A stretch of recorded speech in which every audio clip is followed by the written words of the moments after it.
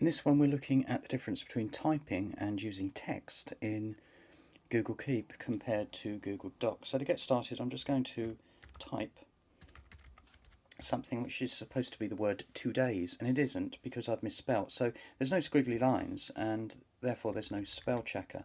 So what we can do here, I'm just typing again. Notice I'm using a Bluetooth keyboard and I'm having major problems spelling anything today. So today's adventure, and then we're going to type get a tree.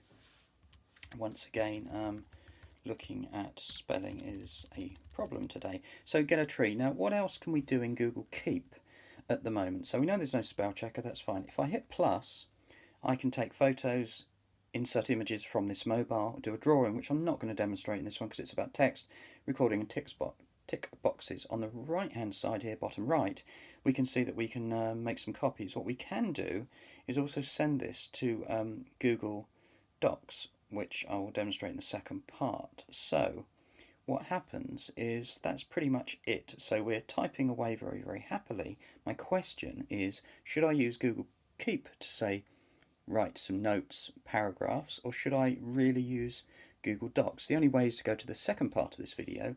And now, as promised, we're in the second part of the video with Google Docs. It's a brand new document, and remember what we were doing was doing the same thing. Now if I type all this stuff, you'll see that there's a red line under the word today's because I've clearly misspelt it really badly. So if I went back and did the same example and I wrote the word 2 days, then I can click on it and it says today's hub. Okay, fine, that's what it's saying. I'm going to say that and go back. So the positive is that we've got a spell checker immediately, and you'll see there's a ton of other things on screen. What was it? Today's adventure, wasn't it? So what we can do, and I'm just going to show you very quickly about this getting a tree business. Now we can see on the top right we can undo anything. That's a really good thing. So we can go backwards and we can go forwards. This is Google Docs. We can look at this is top right, by the way. We can format a ton of stuff here. I'm not going to go into it. I'm just going to say that this is a fully fledged thing, as you may expect. Then we can hit the plus, and what does that do? That brings in a ton of other things: comments, images, tables, links. Links are very important. We can insert links into Keep, of course. What's this thing do at the top right? We can have the thing offline, we can explore it, which is a Google search, we can spell check. You can see very clear. The one that I really love, and this is typing pure text, is the word count. By knowing that I've got 5 words written is not a big deal, but I can sit here on mobile with a Bluetooth keyboard and easily stack up 500 to 2,000 words without even thinking, which is a huge thing.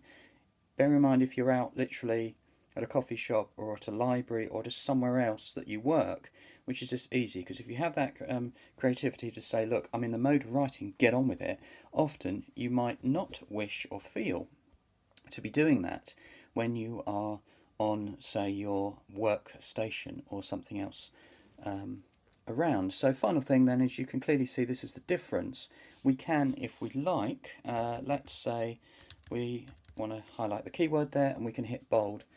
That's pretty important in that we've got formatting, italics, underscores, stuff like that. You can read, can't you? So in other words, if I looked at something like this and I wanted to hit that text in the middle, we are starting to format what you would expect with Google Docs. I'm going to end it there because it's pretty obvious that we've got a ton of features, but when you are on the go, Google Keep is a lovely tool, as is Google Docs. But the truth of this is, when working with words, what do you prefer, and what is a habit and therefore an extension of your behaviour, and what produces the best prose for you? Thank you very much.